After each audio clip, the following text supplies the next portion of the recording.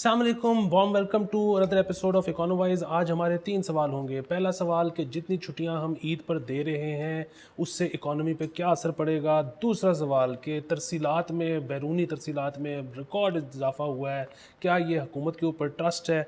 और तीसरी चीज़, अच्छी एक गुड न्यूज़ आई है हमसाया ममालिक से। इंडिया ने तकरीबन $7 बिलियन के आईफोन एक्सपोर्ट किए हैं, जो कि 2021 से 3 गुना ज़्यादा हैं। तो उसके ऊपर भी बात करेंगे, ये सब इंट्रो के बाद। अच्छा अली, 5 छुट्टियां दे दी हैं हुकूमत ने ईद के ऊपर, और मुझे पता है आपके ख़यालात मेरे से यकसर मुख्तलिफ पाए गए हैं इस मौजू पे। और ज़ाहिर है अब ये भी कहने के लिए आ गया है आप जैसे लोगों के पास जो कि ज़्यादा छुट्टियां चाहते हैं कि कतर ने 11 छुट्टियां दे दी हैं ईद पे। लेकिन मसला फिर वही है कि उन्होंने सजदियाँ भी हैं ने, तो हमारा बनता है इतनी छुट्टियां करना। छुट्टियों में मेरा ख्याल है कोई मसला नहीं है, आम दिनों में काम करना चाहिए।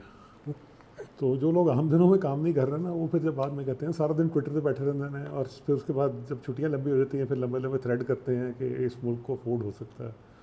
3 घंटे तो रोज़ तुम ट्विटर पर ज़ाया करते हो, उसके बाद काम क्या होना है।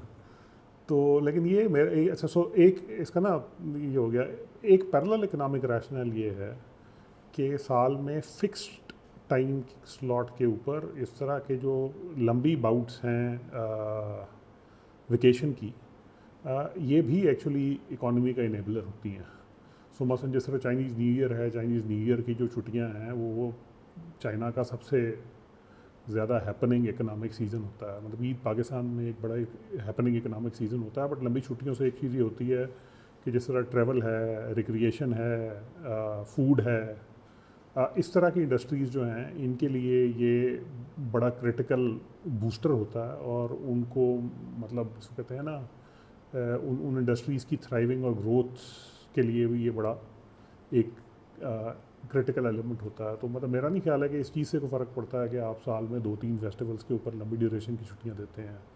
मतलब अगर आप वेस्ट की बात करें तो मतलब ईस्टर भी तकरीबन कुछ 3-4 छुट्टियां होती हैं। अमेरिका में थैंक्स गिविंग वीकेंड भी नॉर्मली लंबा ही हो जाता है। उसके बाद फिर वहाँ पे बाकी छुट्टियों पे भी कोशिश ये की जाती है कि उसको किसी वीकेंड के साथ मिला लें ताकि थोड़ी लंबी हो जाए। तो मतलब उनका प्रेसिडेंट डे है, कोलंबस डे है, ये हमेशा किसी पीर पे होता है अगर हम तो वो है। फिर उसके बाद क्रिसमस हॉलीडेज़ होती हैं, उसके बाद ईस्टर ब्रेक होती है। तो ये जो लंबा वेकेशन है ये मतलब इसको आउटराइटली डिसमिस कर देना कोई इतना मतलब इफ़ेक्टिव चीज़ नहीं। दूसरी चीज़ फ्रैंकली प्रोडक्टिविटी का ताल्लुक नंबर ऑफ़ डेज से नहीं है, प्रोडक्टिविटी का ताल्लुक प्लानिंग से है, प्रोडक्टिविटी का ताल्लुक वो जो 8 घंटे आपके पास हैं उनमें काम करने से है। वो हम नहीं करते, हमारा वर्क एथिक बहुत बुरा है, तो उसकी वजह से प्रोडक्टिविटी हमारी कम है। मगर ये जो शहबाज शरीफ ग्रुप है जिसके ख्याल में मतलब अब वैसे तो फ्रैंकली शहबाज शरीफ साहब को अपलॉड करना चाहिए कि इस दफ़ा उन्होंने 5 छुट्टियां दे दी हैं ईद पे, वरना जो उनका पुराना माइंडसेट था कि हफ्ते की छुट्टी भी ख़त्म कर दो और ये कर दो और वो कर दो। मतलब humans are design this way, they need break. और दूसरा ये जो लंबे वेकेशन के पैच हैं इनका भी एक इकनॉमिक यूटिलिटी है, ये इकॉनमी के सर्टन सेक्टर्स को बूस्ट करने के लिए बहुत ज़्यादा क्रिटिकल है। मतलब डोमेस्टिक टूरिज़म है, इवन इंटरनेशनल टूरिज़म अगर आप किसी स्टेज पर अट्रैक्ट करते हैं तो उसके लिए भी ये चीज़ें जो हैं वो काफ़ी ज़रूरी हैं। और दूसरा ये भी है कि 2 दिन तो वैसे ही वीकेंड है, हफ्ता इतवार, तो मतलब मुझे समझ नहीं आई कि लोग इतना फस क्यों क्रिएट कर रहे हैं इसके ऊपर। अच्छा, हुकूमत इस वक्त जो है विक्ट्री लैप लिए जा रही है। उनके ख़्याल में तरसीलात जो हैं वो बहुत ज़्यादा उनमें इजाफ़ा हो गया है पिछले महीनों की निस्बत। और ओवरसीज़ पाकिस्तानी पैसे भेज रहे हैं बहुत ज़्यादा, और इसका मतलब है कि वो इस हुकूमत पे ट्रस्ट कर रहे हैं। क्या ऐसी बात है? मार्च के ऊपर है, मार्च जो है बेसिकली वो है रमज़ान का महीना।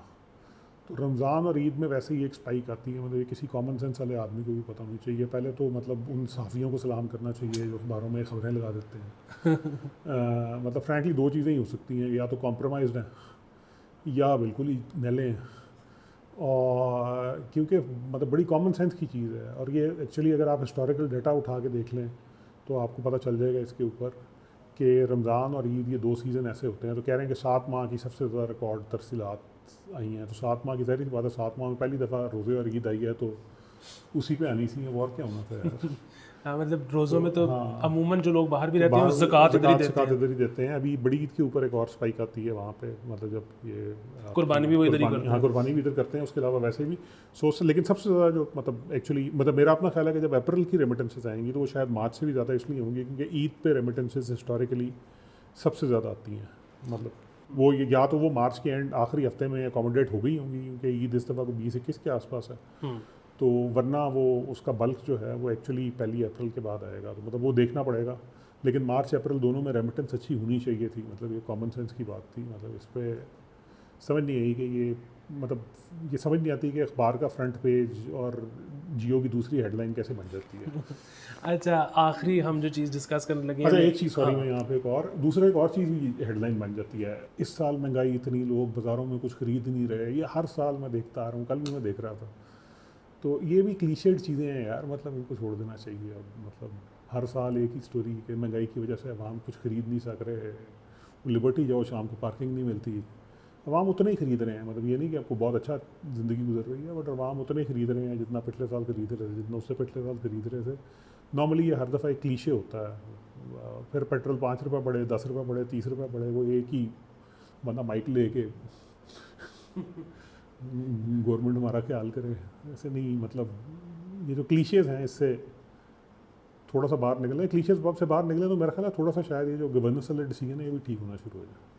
बिल्कुल ठीक है। अच्छा, हमसाये मुल्क से बड़ा अच्छी खबर आई है, उन्होंने 2022 में $7 बिलियन के आईफोन जी जी बनाए हैं और ये 2021 के मुकाबले में 3 गुना ज़्यादा जी, है। बिल्कुल ऐसे ही है। तो कॉन्ग्रेचुलेशंस। हाँ जी, बिल्कुल बहुत अच्छी बात है। और उसमें लेकिन दूसरी चीज़ एक और है जो एक इससे इसी के साथ एक न्यूज़ थी, और वो ये थी कि इंडिया में एप्पल की सेल $6 बिलियन हुई है। सो एक चीज़ जो समझने की है वो ये है कि आप कहीं पे भी, apart from China which is an exception, आप कहीं पे भी मैन्युफैक्चरिंग, मतलब सो इंडिया एक बहुत बड़ी मार्केट है जहाँ $6 बिलियन की आपकी सेल हो रही है, वो एप्पल के हिसाब से बहुत बड़ी मार्केट है। तो एप्पल के लिए इस चीज़ की सेंस बनती है कि वो अपनी आउटलेट्स भी, अपनी मैन्युफैक्चरिंग भी वहाँ पे रखे, because frankly it reduces costs, and more importantly it creates a goodwill which basically translates into more equity for brand। मतलब लोग कहते हैं कि एप्पल इंडिया में बन रहा है, अच्छा चलो मैं एप्पल खरीदता हूँ, तो थोड़ा सा ये वाला सेंट। अच्छा, अब यहाँ पर ना ये थोड़ा सा पाकिस्तानियों के लिए बड़ी मतलब वो सोचने समझने वाली चीज़ है। This actually indicates are lost potential. India के अंदर आईफोन इसलिए आया बिकॉज इंडिया दूसरी बड़ी मार्केट है in terms of economy. $6 billion की सेल भी इसीलिए, इवेंचुअली इससे आगे जानी है और जाएगी सेल, और जब सेल आगे जाएगी जाहिर सी बात है उसके फोर्चुनेटली किसी ना किसी सेंस में एक्सपोर्ट्स भी बढ़ेंगी। The reason Apple move to India was कि वो एक बहुत बड़ी मार्केट है। आपको याद होगा कि सैमसंग ने भी पाकिस्तान में 2016-17 में एक कोशिश शुरू की थी, बट हमारी जो बाबू पॉलिसी है ऊपर बैठी हुई वो इसको स्टाइफल कर देती है। मतलब पिछले दिनों ही खबर आई थी जब ये सब कुछ हो रहा है कि इंपोर्ट रिस्ट्रिक्शंस की वजह से जितने फ़ोन मैन्युफैक्चरर जिन्होंने एक्टिविटी एक्चुअली पाकिस्तान में शुरू की थी, नॉट एप्पल बट सैमसंग भी कर रहा था, दूसरे भी कर रहे थे, उन सब ने अपनी प्रोडक्शन रोक दिया बिकॉज उनकी एलसियाँ नहीं खुल रही हैं, सामान नहीं आ रहा है, जाहिर सी बात है वो बनाएंगे क्या।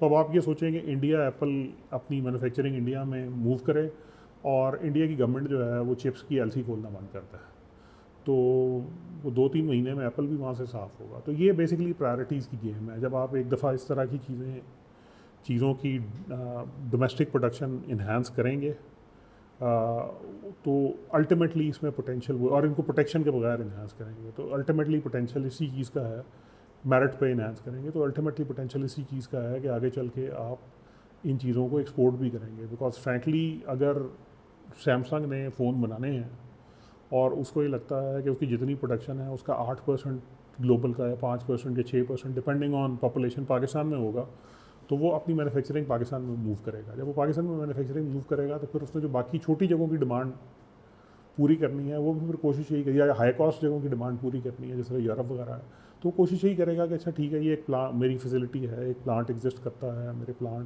मेरी मैन्युफैक्चरिंग बेस यहाँ एग्जिस्ट करती है, तो मैं यहीं से बना के इसको एक्सपोर्ट करूँ। बट फ्रैंकली जिस तरह की पॉलिसीज़ हैं इस वक्त हुकूमत की भी, स्टेट बैंक की भी, उसमें ये होता नज़र नहीं आ रहा है। सॉरी, शुरू में तो जिक्र नहीं किया था लेकिन मेरे जहन में एक चौथा सवाल आ गया, और वो ये कि जो सुप्रीम कोर्ट ने स्टेट बैंक को कह दिया कि हमें पैसे दें इलेक्शन करवाने के लिए, तो उस पर आपके क्या तासुरात हैं? अच्छा, ये जो है ना, आपका चैनल बंद हो जाए तो आपको कैसा लगेगा? कोई नहीं, इसे नवा बना लांगे। अच्छा, ऐसे है कि मतलब मेरा ना एक ओपिनियन है, और वो ओपिनियन ये है कि पाकिस्तान में जो लोग परमानेंट सर्विसेज में जाते हैं ना, एक तो वैसे ही हम बैसियत कॉम बिलो एवरेज ह्यूमन रिसोर्स हैं हम सब, मुझ समेत। दूसरी चीज़, स्पेशली वो लोग जो परमानेंट सर्विसेज में जाते हैं वो बिल्कुल ही फारग होते हैं। मतलब शायद इनको कोई अप्रेंटिस भी ना रखे किसी अच्छी इकॉनमी वाले मुल्क में, लेकिन यहाँ पर वो यार फ्रैंकली स्टेट बैंक को ही ऑर्डर करना, मतलब इसके रिपोकशंस पे हम बाद में आते हैं। बहुत बेसिक अंडरस्टैंडिंग जो है कि एक सेंट्रल बैंक कैसे काम करता है, ठीक है, उसके ख़िलाफ़ है। द स्टेट बैंक, एक मिनट के लिए हम ये भी सोच देते हैं कि स्टेट बैंक का चार्टर कौन सा है और क्या है और एट्सेट्रा एट्सेट्रा, ठीक। एक पूरे लीगल प्रोसेस के बगैर ये बेसिकली पता है जजमेंट किस तरह की है? जजमेंट उसी तरह की है जिस पे हमें बार उन्होंने रिकॉर्ड एक और कारके पे जुर्माने ठोक दिए थे, क्योंकि वो हमने बार उन्हों के साथ किया था, ठीक है। मतलब अगर मैं आप ये कहें कि मतलब इफेक्टिवली एक मिनट के लिए छोड़ देंगे हरकत सुप्रीम कोर्ट ने की है, जो उससे भी ज़्यादा अपसर्ड चीज़ है, ठीक है। आप अज्यूम करें कि फाइनेंस डिवीजन एक सर्कुलर निकाले कि पेप्सी इंटरनेशनल के पाकिस्तान के अकाउंट से $10 मिलियन उठा के बगैर किसी वजह के फ़ॉरेन इधर ट्रांसफ़र कर दीजिए, और कोई प्रेसिडेंट लॉ एग्जिस्ट नहीं करता है, इसकी कोई प्रेसिडेंस एग्जिस्ट नहीं करती है, ठीक है। तो उसके बाद क्या होगा आपके साथ?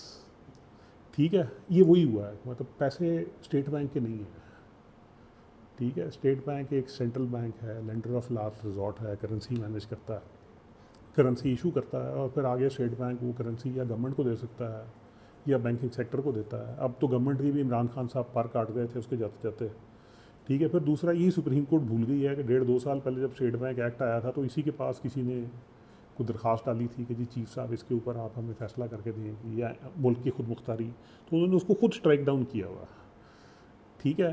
तो मतलब वो petition I think registrar level पे उन्होंने खाली कर दी थी कि ये मेंटेनेबल ही नहीं है सुप्रीम कोर्ट में, विच बेसिकली मीन्स के वो एक्ट एग्जिस्ट करता है, someone approach Supreme Court refuse to look at it, ठीक है। उस एक्ट के तहत स्टेट बैंक ऑफ पाकिस्तान के फंक्शन के बारे में कोई अदालत सवाल नहीं कर सकती, उसमें चैलेंज ही नहीं किया जा सकता। और आप स्टेट बैंक को डायरेक्शन दे रहे हैं कि गवर्नमेंट के पैसे जो उसके पास पड़े हैं, फेडरल कंसोलिडेटेड फंड, उसमें से पैसे निकाल के आप बगैर गवर्नमेंट के पूछे, बगैर गवर्नमेंट के अप्रूवल के उसको आगे पास कर दें। हम बहुत क्लियर हैं इस चीज़ के ऊपर इलेक्शन वाले मामले पे, मतलब ये गवर्नमेंट गलत कर रही है, ठीक है। लेकिन फ्रैंकली इस वक्त जो सुप्रीम कोर्ट कर रही है वो हमाकत है, और इस तरह की चीज़ें, ये मतलब ये एक दफ़ा अगर प्रेसिडेंट सेट हो जाती है तो उसके बाद तो फ्रैंकली आपके यहाँ जो मतलब अगर आप फॉर इंस्टेंस किसी तरह, जिस तरह अब हम बात करते हैं ये जो ओवरसीज़ पाकिस्तानीज़ का रोशन पाकिस्तान अकाउंट है, कल को कोई उठ के सुप्रीम कोर्ट कह देगी कि रोशन पाकिस्तान अकाउंट के डॉलर जो हैं वो फलाने को दे दो, डैम फंड में दे दो, मतलब क्या आप किस तरह इसको ये रुकेगा कहाँ पे?